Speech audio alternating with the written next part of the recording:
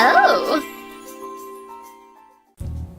Hi guys, it's Alex here, the girl with the woohoo tattoo. Welcome back to my channel. Doing something a little bit different today, something I've never really seen before, but I get tagged in a lot of Sims videos. As everybody knows, I'm a Sims girl.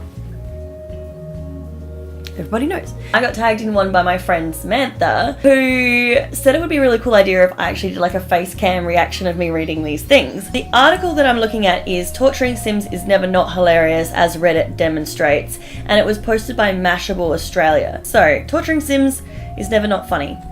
Do you ever feel a moment of sorrow that that poor unexpected Sim you just locked in a house with no bathroom, no exit, no door, and $50 to take care of? I sure don't. That shit is funny. I'm not a sadistic person in real life, but there's something about the dumb, Simlish-speaking automatons from Electronic Arts hit series The Sims that makes it okay. IRL torture is extremely bad, but Sims torture? Hilarious, and sure a little horrifying too. I made the classic paint slave dungeon in Sims 3. Basically build a basement with individual rooms with basic necessities for survival plus a bunch of paint easels. Then just lure, trap some unsuspecting house scaffs or maze butlers. Might take a while for you to eventually have a bunch of Van Gogh paintings underneath your feet, whose paintings you can sell for a bunch of cash every few days. To add the experience, all the people I lured were only friends or acquaintances of the father of the family, and the entrance was accessible only via his study. So this family had no idea that their patriarch was enslaving some of their neighbours in order to support their lavish lifestyle.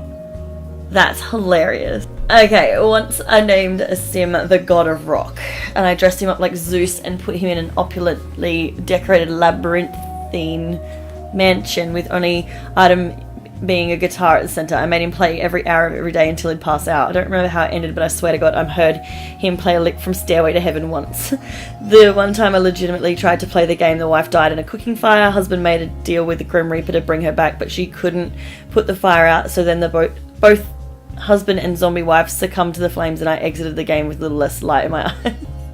Previously mentioned, my Sim would seduce the neighbourhood husbands, get them to leave their family, woohoo them, paint their portrait, and then kick them out.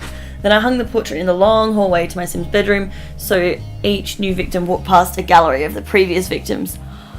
The old family won't take the cheater back, so basically they end up living alone in a crappy little cracker box, watching both their ex-wife and their former lover enjoying everything without them. Oh my God. She would build a family, usually inspired by her school friends, and then make them live in a house for a while, and then, like always, suddenly she'd put them in a room, take the doors out, fill it with wooden clocks and fireworks, and then they'd last a couple of minutes.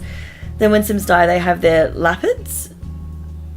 I don't know what that means. And she would make a cemetery in the backyard sorted by families. I think she had like 150 deaths at one point. At night, in The Sims, the phantoms go out. She would have tons and tons of her family phantoms scaring the shit out of the new live family that would eventually die. She's 10, by the way. She didn't become a psycho though. Okay, good. When the Sims 3 World Adventures came out, I was super excited about the new martial arts skill. I created 2 households, 8 people each, and then went to work. After maxing out their martial arts and athletic abilities, I built a dojo for them to complete in a Kumite sparring sessions. The losers were locked in a room and slowly starved to death. When the champion emerged, I moved her into an enormous mansion with more money than she could ever hope to spend. I also kept the gravestones and urns of her dead opponents, which proceeded to haunt her until she eventually killed herself by trying to repair the dishwasher. 1. Invite people for pool party. 2. Everybody gets in pool. 3. Remove Mela. Have your personal graveyard. Have you guys ever done anything really horrible to your Sims in your game? If you have, write them down below, because I want to hear about it. Like, the worst thing that's ever happened to me in my Sims game, I didn't even do it on purpose. I had a guy that was in World Adventures, and he was like traveling the world, getting all his visas up, and he was practicing the martial arts skill in the back with the wooden thing, and all of a sudden all these neighbours just come over, right, and they're looking at the sky, they're like, whoa, what is this? What is happening here? And I didn't know what was going on. This is like years ago, and my computer was glitchy so I like scrolled out to see what it was and hit V for video, and no joke, this meteor came out of the sky and literally landed like bomb straight on top of my Sim.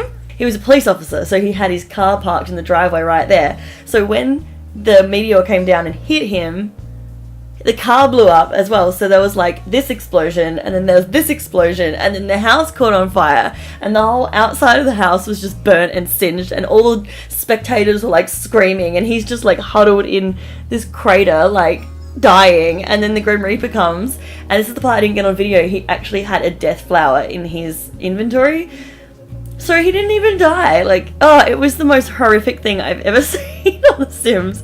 But it was hilarious. It was so, so good. Alright, I'm going to read one more post because I got tagged in this one this morning by my friend Bruce. Bruce. So this is GameSpot if hamsters were Sims characters. Oh my god, what even are hamsters? Oh! Look at that little bed in their toilet. Oh my god, this dollhouse is so cute. Oh